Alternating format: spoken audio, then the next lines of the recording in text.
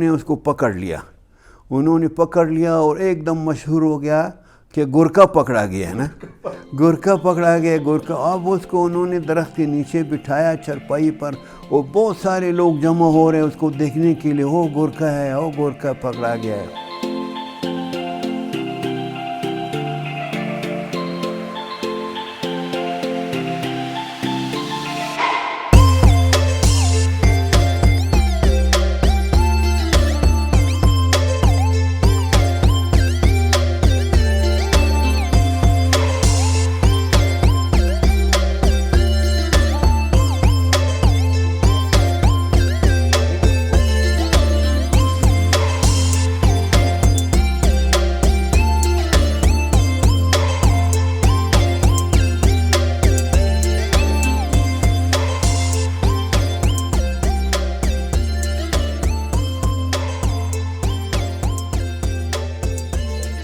بسم اللہ الرحمن الرحیم۔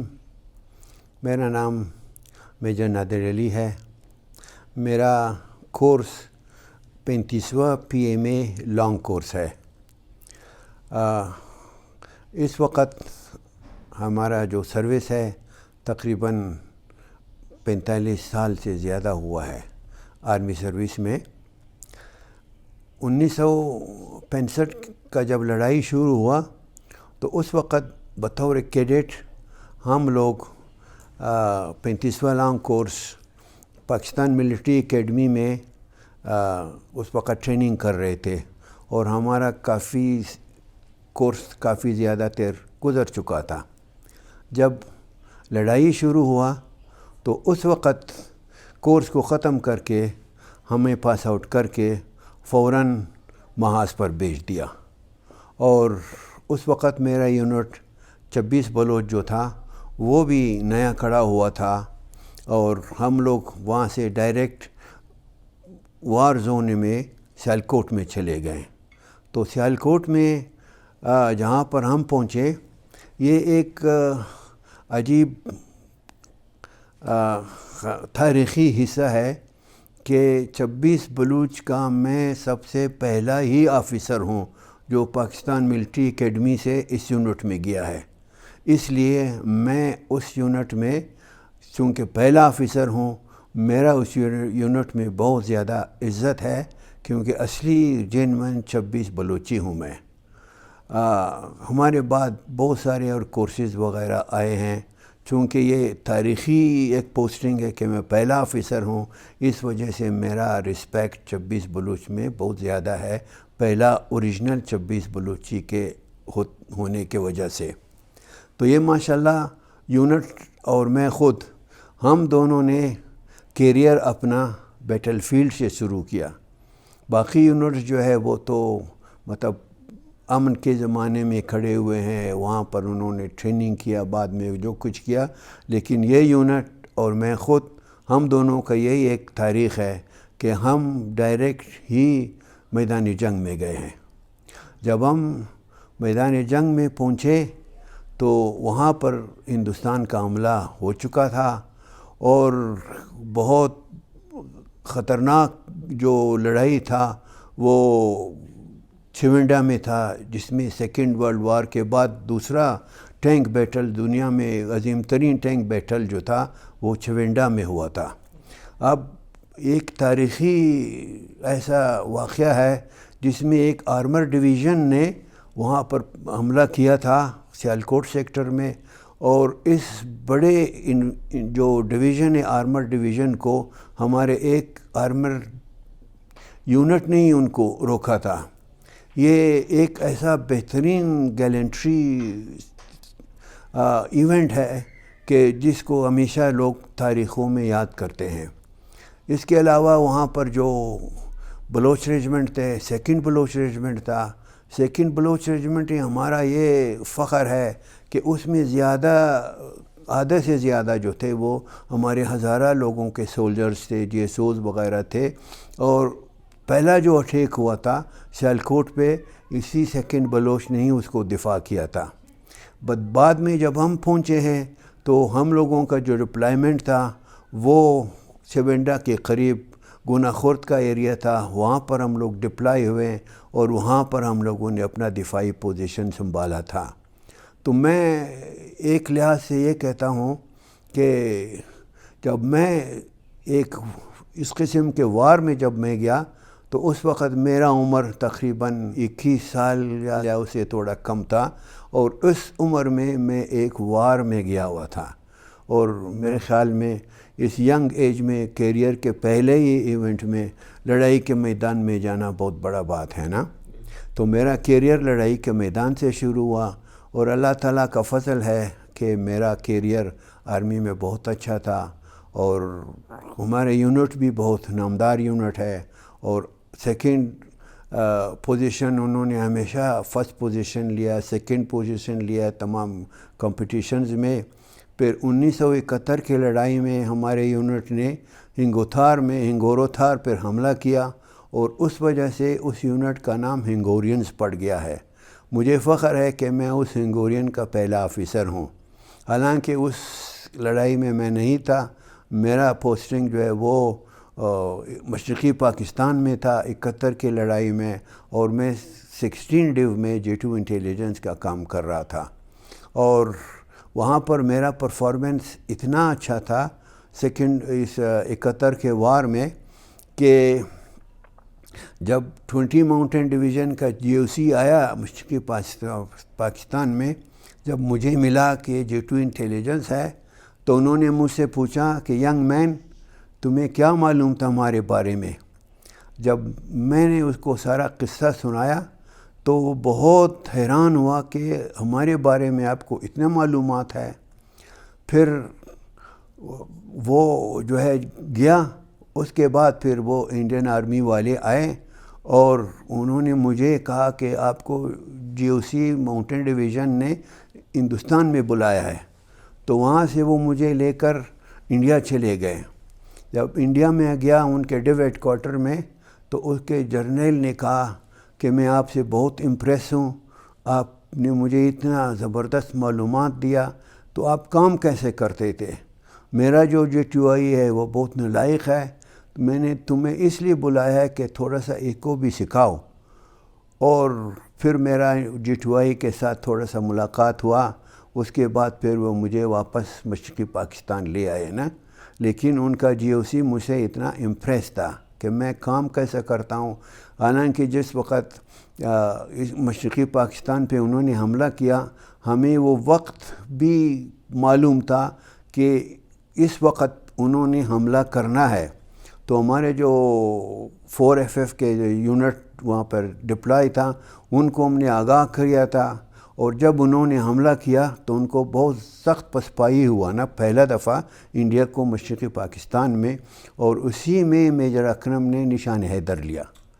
تو ماشاءاللہ میرا بڑا کنٹریبیوشن ہے آرمی میں، میں فخر کرتا ہوں کہ میں اس یونٹ سے تھا، اور میں فخر کرتا ہوں کہ میرا کیریئر وہاں سے شروع ہوا جہاں پر ایک سپاہی کا ہونا چاہیے تھا، اور وہ ہے بیٹل فیلڈ۔ 1965 میں جب ہم لوگ لڑائی کے میدان میں تھے، وہ جیسے لڑائی کا میدان ہوتا ہے نا، وہ عموماً ہر طرف سے خوف کا عالم ہوتا ہے، اندھیرا بھی ہے، تاریکی بھی ہے، دشمن کا خوف بھی ہے، کوئی موومنٹ بھی نہیں ہے۔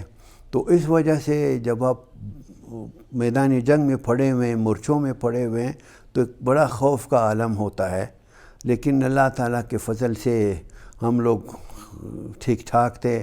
اور ایک واقعہ تھا، جب ہم پیٹرولنگ کے لیے انڈیا میں چلے گئے تھے، انڈین ایریا میں جب چلے گئے تھے، تو اب واپسی پر ہم نے جب آنا تھا، وہ ایک FF یونٹ کے راستے سے ہم نے واپس آنا تھا۔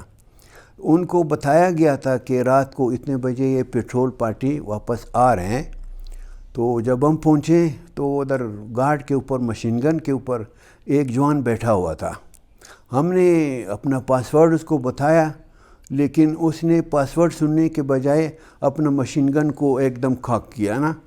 ہم نے کہا کہ اگر اس نے ایک ٹریگر دبایا تو ہم سب لوگ ختم ہیں نا۔ اب وہ بھی گھبرایا ہوا تھا، تو اس نے کہا کہ نہیں ابھی رک جاؤ۔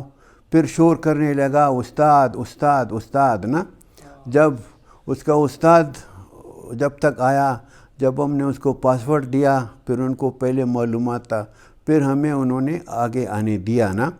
اگر ہم کہتے ہیں اگر اس وقت وہ اپنا ٹریگر پر ہاتھ رکھتا، کیونکہ گھبراہٹ میں ہو بھی سکتا ہے، ممکن ہے، اس وجہ سے کچھ ہم لوگ بچ گئے.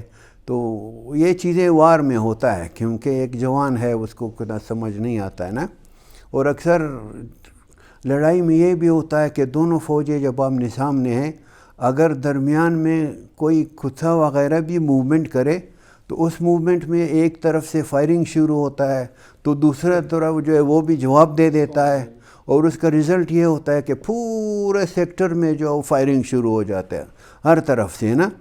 تو اس قسم کے حالات بہت اکثر دیکھا جاتا ہے لڑائی کے دوران.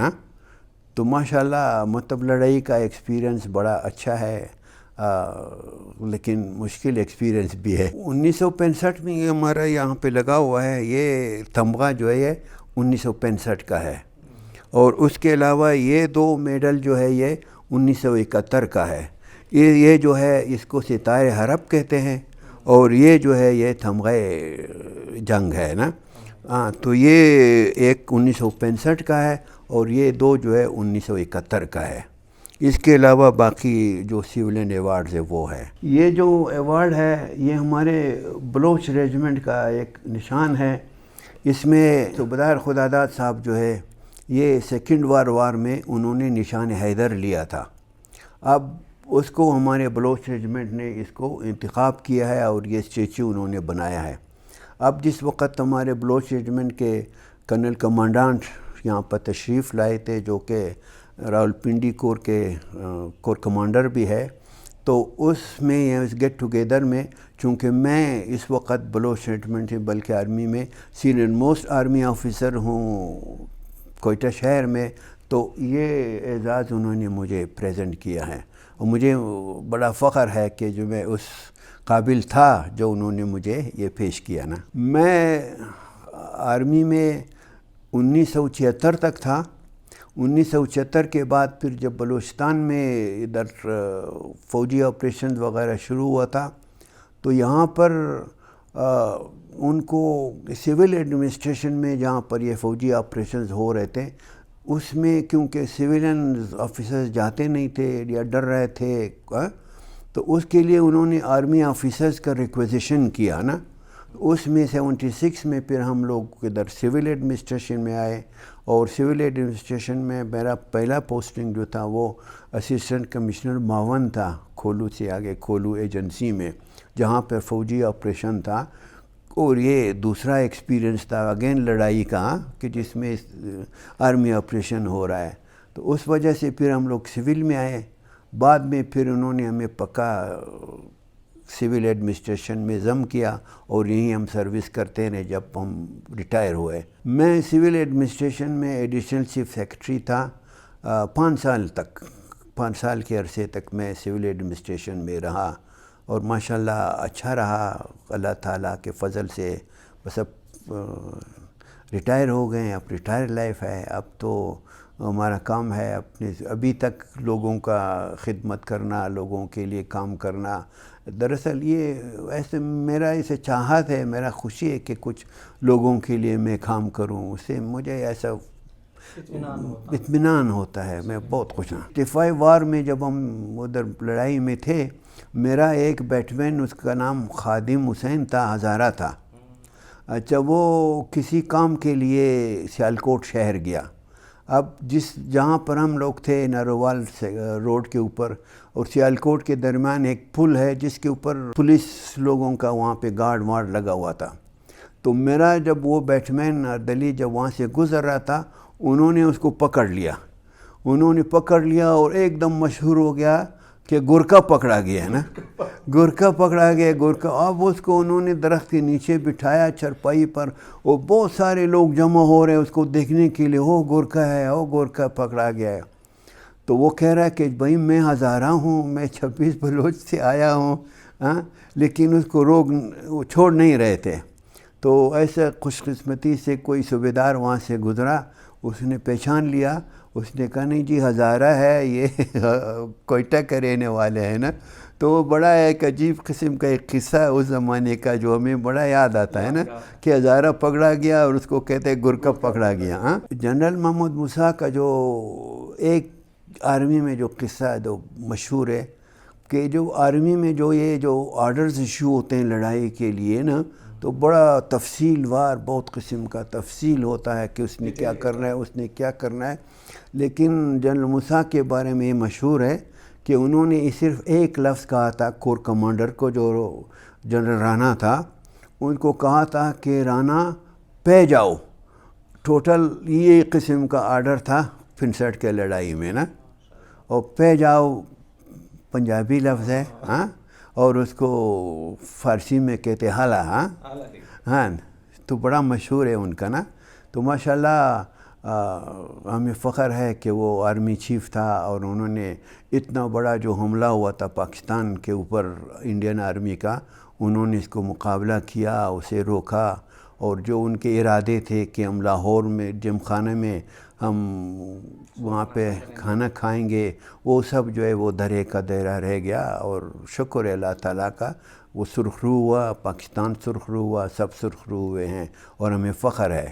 اور اسی وجہ سے ہم ہر سال 6 ستمبر کو اپنا ہزارہ قبرستان میں ڈیفنس ڈے اور مارٹائر ڈے ہم مناتے ہیں.